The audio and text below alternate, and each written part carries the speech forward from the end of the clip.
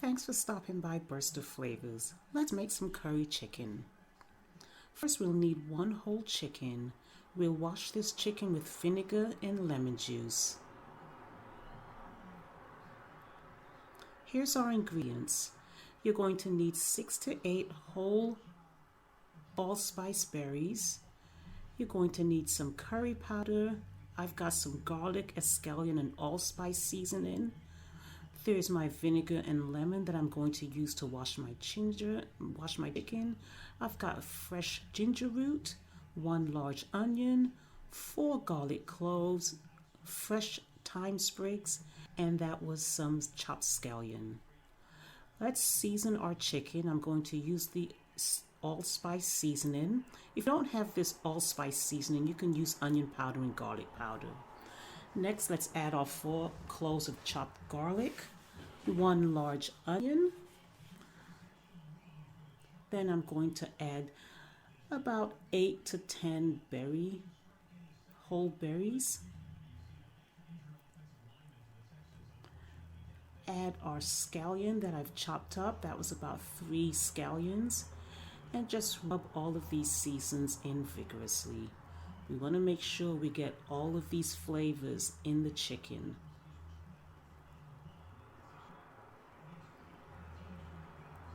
You're noticing that I'm using a glove. You don't have to use a glove, but I do a lot of gardening, so it's best that I use a glove.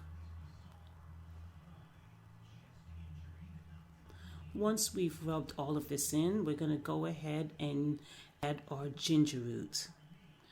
So it's best to scrape away the skin of the ginger root by using a metal spoon.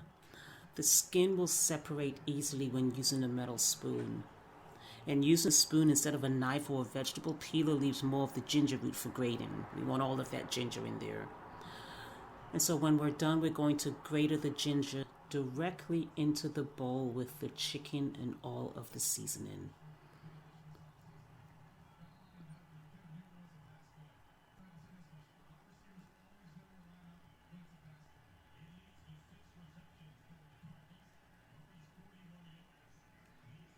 Okay, let's make sure we get all of that fresh ginger in that bowl. Sometimes I like to add a little bit more curry powder. It's just eyeing it, so if the chicken is not as yellow as you would like it to be, go ahead and add more curry powder. When you're used to making curry chicken, you have an eye for it, all right? So just add curry powder. This is probably about 6 to 10 tablespoons of curry powder that I've added. So we've pretty much added all of our ingredients. Now we're going to go ahead last and add some salt and fresh black cracked pepper. And so let's go ahead and add our fresh black pepper.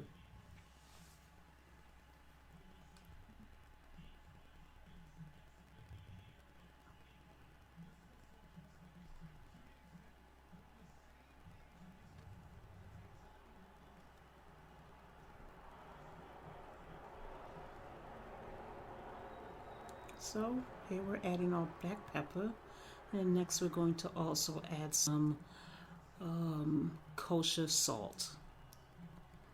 I'm adding about no more than 1 tablespoon of kosher salt. We taste this at the end as well to make sure that it's not over salted.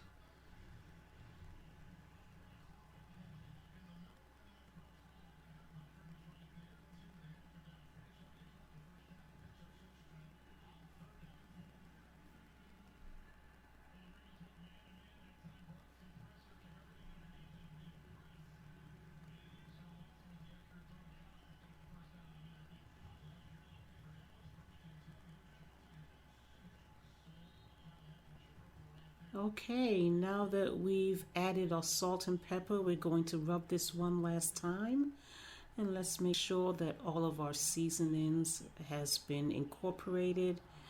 And then we're going to refrigerate this and marinate it overnight. If you have to cook it same day, at least let it marinate for 2 hours and let those flavors lock in there.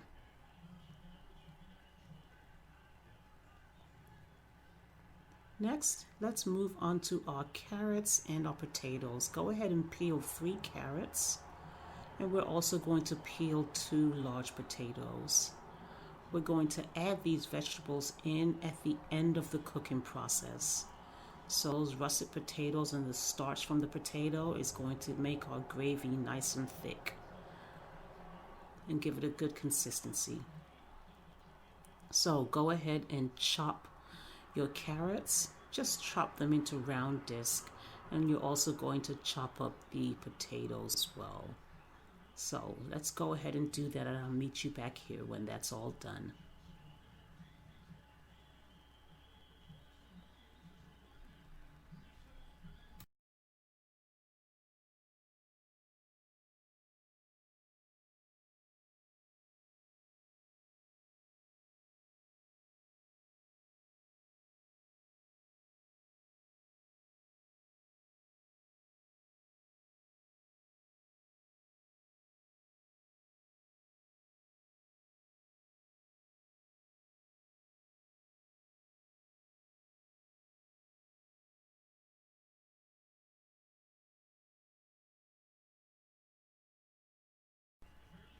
Okay, we're ready. We've got all of our ingredients. My meat has marinated overnight. I'm going to bring it to room temperature so the chicken is not so cold.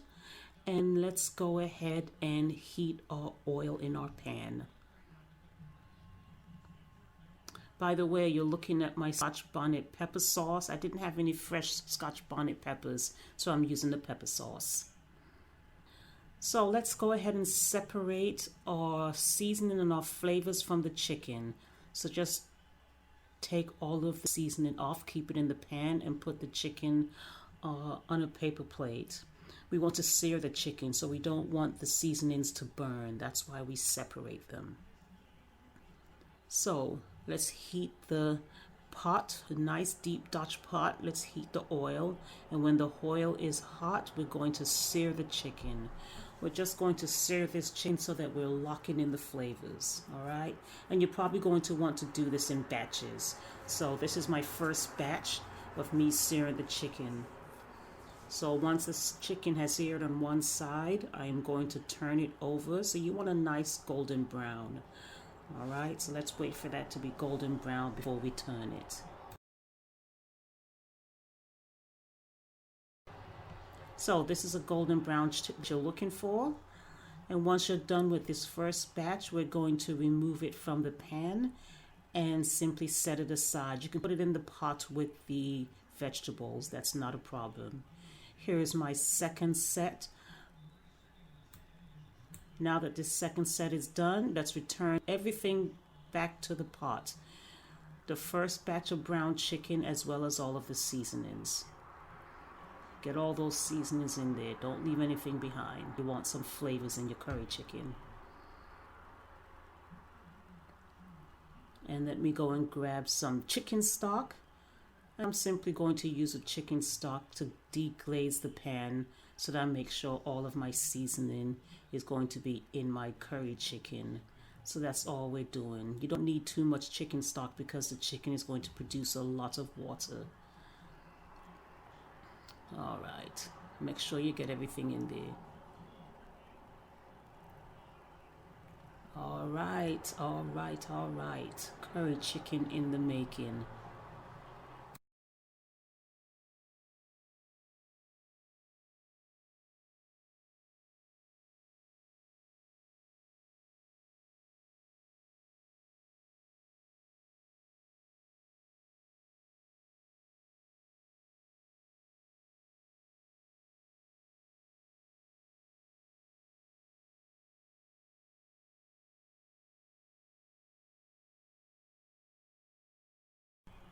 Okay, so my chicken has been cooking for about 45 minutes. Let's take a look.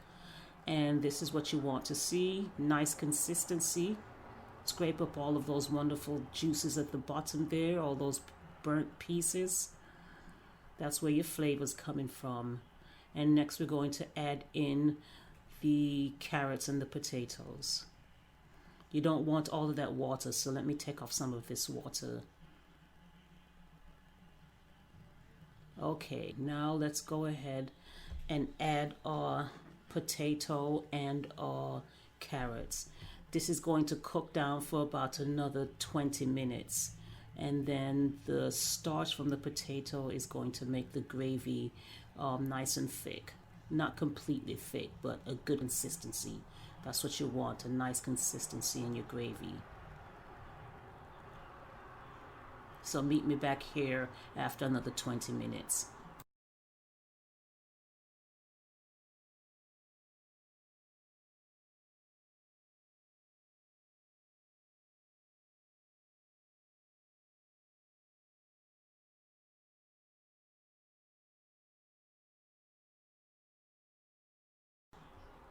Okay, let's take a look at what this curry chicken should look like now. Yes, wicked. This is what you want curry chicken to look like. All right, you see the whole berry pimento seeds in there. And here is my mom's famous Jamaican curry chicken. Thank you so much for stopping by and enjoy. Enjoy some steamed white rice or some rice and peas.